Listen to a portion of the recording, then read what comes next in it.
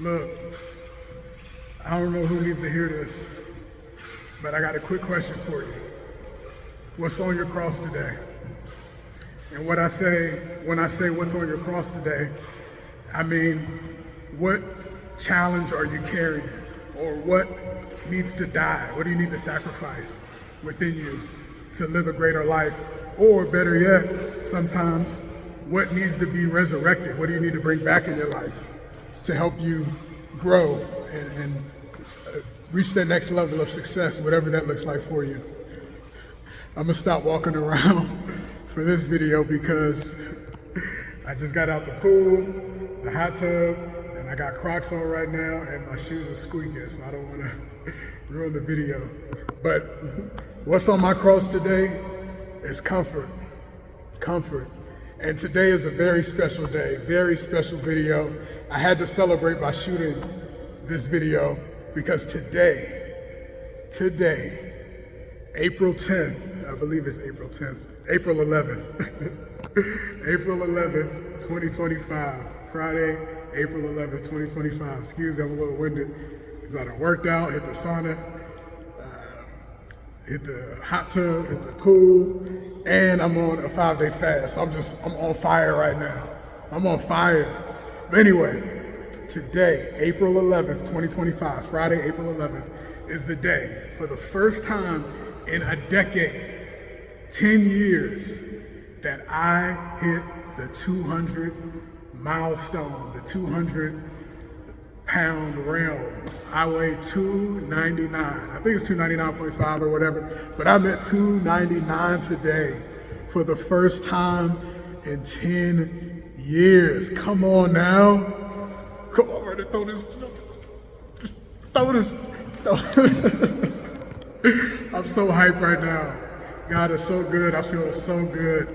And man, I feel amazing. I feel amazing. But anyway, going back to the title of this video, what's on your cross today, and it's comfort. I was reflecting, thinking about, 10 years, that's a long time. That is a long time. What held me back? What took so long for me to, by the grace of God, get to the weight that I am now from where I was 10 years ago? And I prayed about it, like, Lord, what was it? It was comfort. And so y'all know, if you watch any of my videos, you know I love my acronyms, all right? That's how I remember things better. And I got an acronym for comfort. Man, C is craving ease over effort. O is overlooking the cost of stagnation.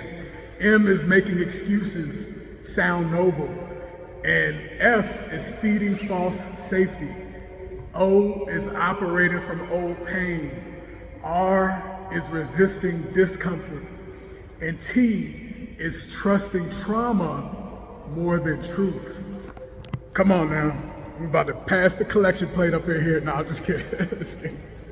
And so, man, just thinking about reflecting today. I took today to, focus on my health and self-care. And I was thinking about, man, the old me, 400 pounds, I got to 440 pounds, y'all.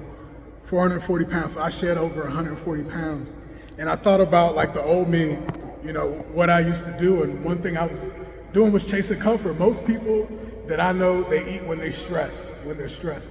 I'm not really a stress eater. Actually, for me, when I get stressed, I work out, I fast. Fasting is my reflex. Prayer and fasting is my reflex because I know when I am stressed, it's harder for me to sleep, it's harder for me to rest.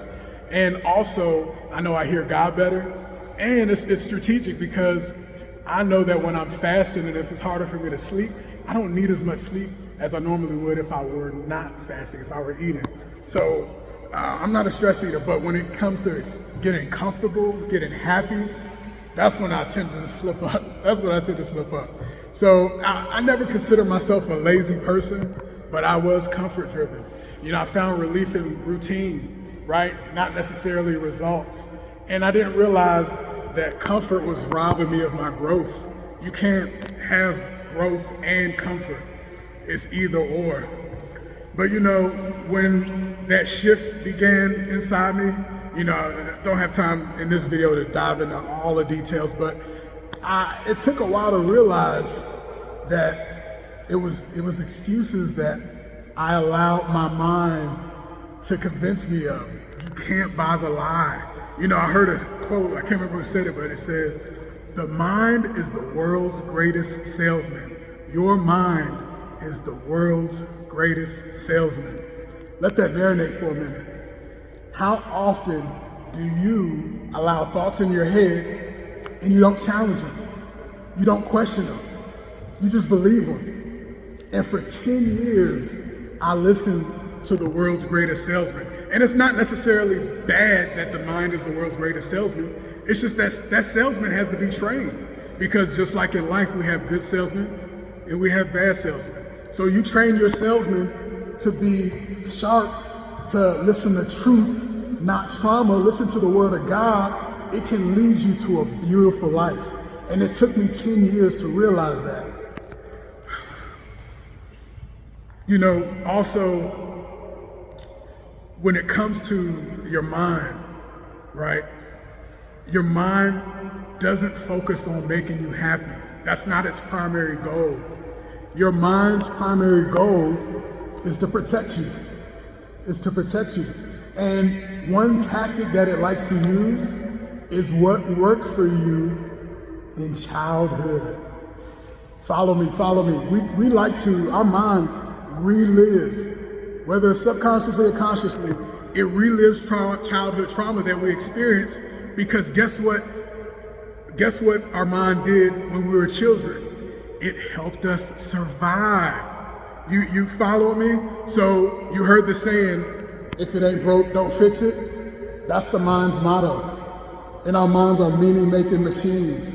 So the mind thinks, oh, this helped me survive when I was young, when things, you're impressionable when you're a kid, right? This helped me get through this. Oh, so this is the way to go. And so the problem is when we become older, we take that childhood trauma and bring it to our adulthood, and we think that, oh, it worked when I was a kid, it's gonna work now, But Albert Einstein said, you can't get yourself out of the situation that you're in with the same level of thinking that got you there.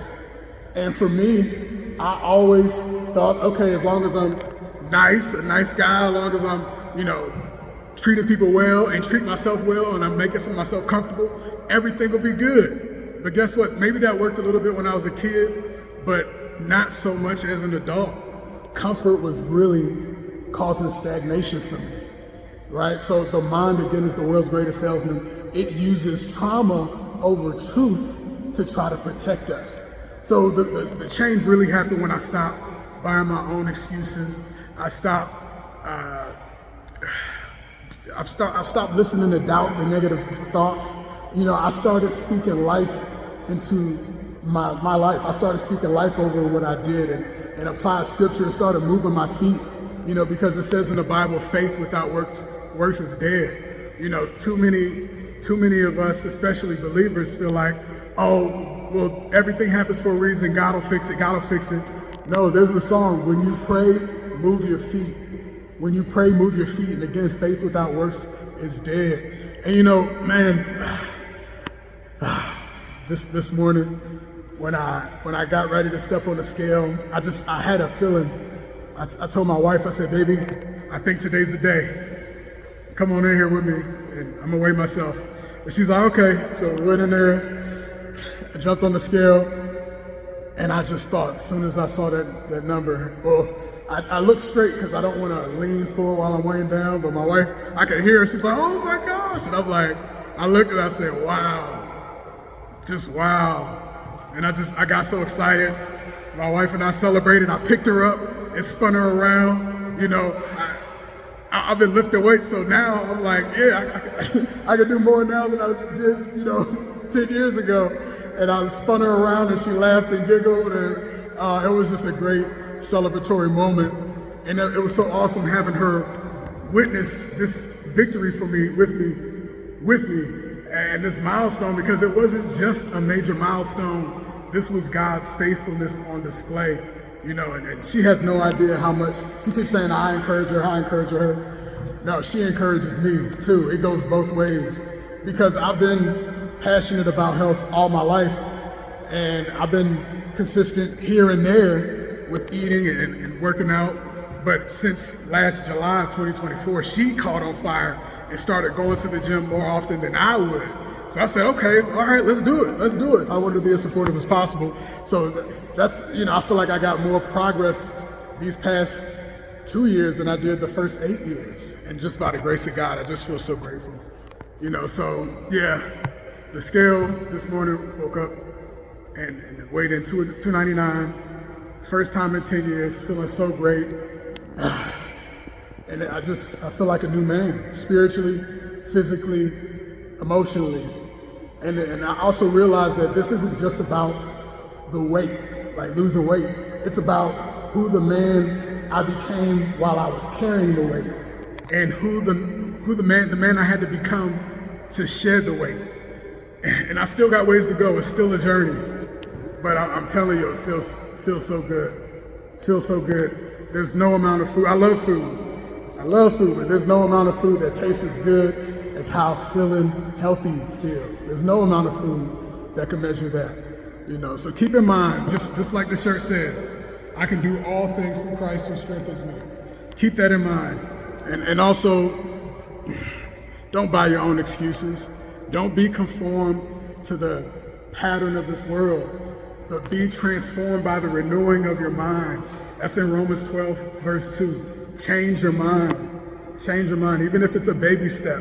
Just take the stairs instead of the elevator. If you normally eat 2 slices of pie, eat 1 slice of pie, right? Replace 1 soda with water, whatever you gotta do, and find somebody to help keep you accountable. That's another big one as well. Just me and my wife going back and forth, being healthier and encouraging one another. And even without even saying words, just getting up and go, because we couldn't work out together all the time. Even just getting up and go, somebody's always watching. Someone's always watching. So keep in mind that more is caught than what is taught. I'm telling y'all, the Bible has the keys to success already laid out. It's already laid out. You just got to apply it. It's easier said than done, but I promise you it's much more worth it. You can use the knowledge from the Bible to get healthy, y'all. Your bodies are your temples. Hear me now before it's too late, because you only have one life to live. You only have one life to live.